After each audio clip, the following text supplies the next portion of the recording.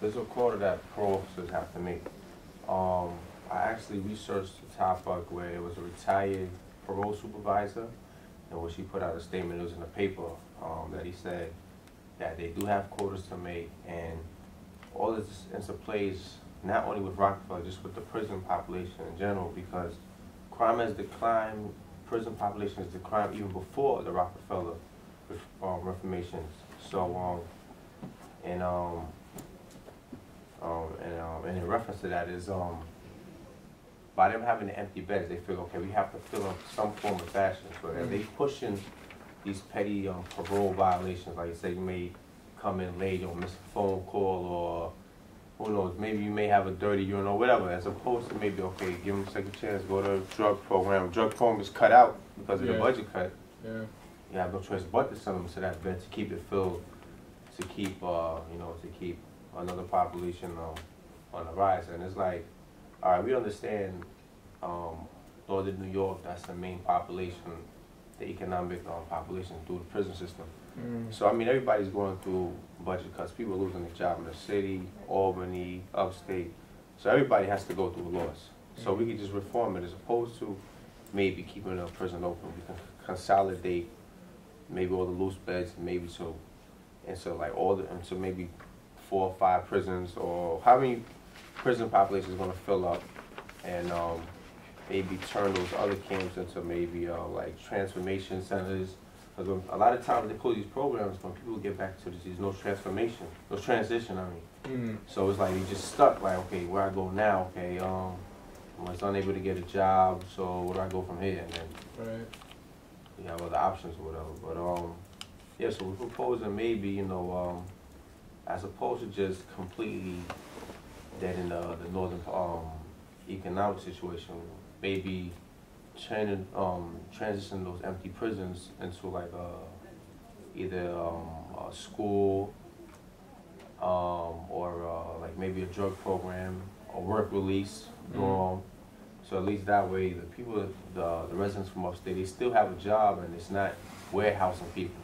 You hit on a lot of the main points, so it's obvious that you understand that, for a lot of the upstate communities, that's unfortunately what the economy is based on, and it's, I mean, as you have worked doing this for years, you see this day coming when the need is not going to be there due to reformed laws like the Rockefeller law, and then so you have empty beds, and you have, which is good. I mean, I think. Yeah, definitely. I think it's good to have 1,000 less prisoners a year. Absolutely. Or more. I think it means something. Hopefully, is working correctly. It's unfortunate that it can't be seen by everyone as a victory of, okay, now we can close these down. We don't need as many. People's lives, and people's lives are involved with it. Sure. But it shouldn't be at the expense of my kids. No. We're talking about a very, very dubious system that may, if you're basing an economy on incarcerating people. At one point, New York had the highest crime rate. Now we're like number 15 at crime rate. Like, the crime rate is going down. Y'all can make a big change. Do something with them. Just don't let them sit there just paying money to them, and y'all not getting nothing, and like no progress. What sense of progress y'all getting? Paying $55,000 into an empty bed. Is there any progress in doing that? Is you're just paying for a space that you don't even use? Exactly.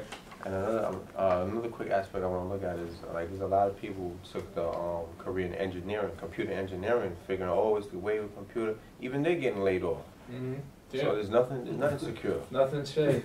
That's for sure. I think having the fact that we're facing such a budget crisis, as terrible as it is, it's also a big opportunity for us to make drastic steps Yes. You know, they say never let a good crisis go to waste, right? Just gonna say that.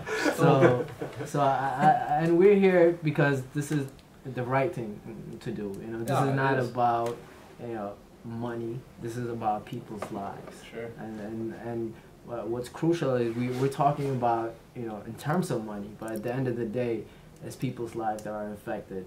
And whether it's, you know, downstate people of color who, you know, who represent the majority of people who are incarcerated, or the workers in prisons who themselves are struggling to survive.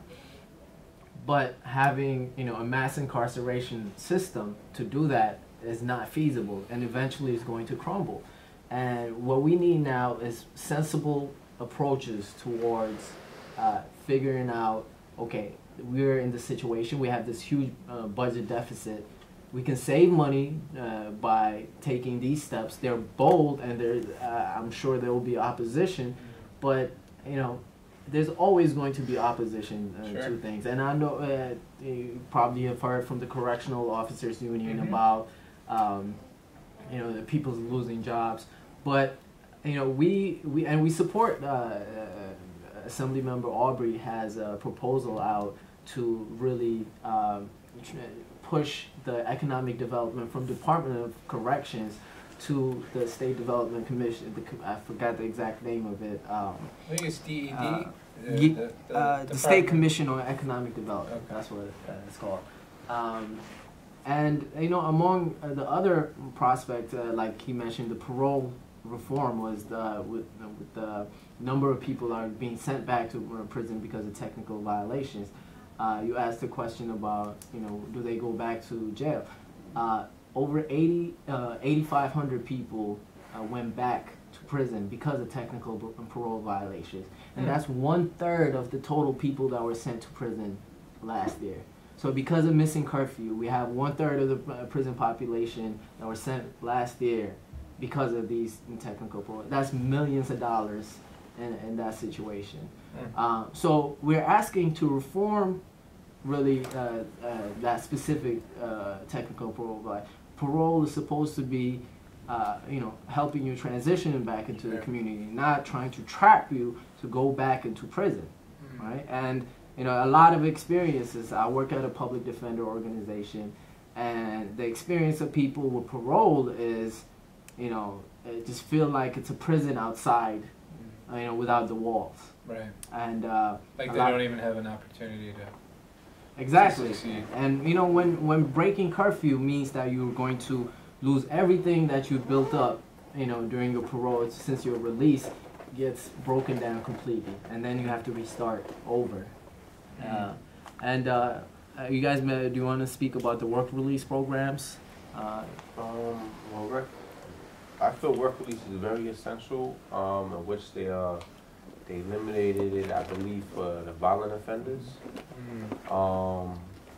It's very essential because it gets you back in the transition form of getting back to society, working, getting the field, and slowly but surely getting communication with your family. Yeah, and you still have the links to the prison, and then you're like, okay, now I can transition as opposed to just being put out there, because they're phasing out a lot of these transitional programs, so you just put out there in the street. You're getting harassed because, let's say, for instance, if you're on parole and you register a car, if you they read your plates, they're gonna come up that you're on the parole. So it's more likely to get pulled over and harassed as opposed to just, well, you could be minding your business. And now they have to come up with a reason why they harass you.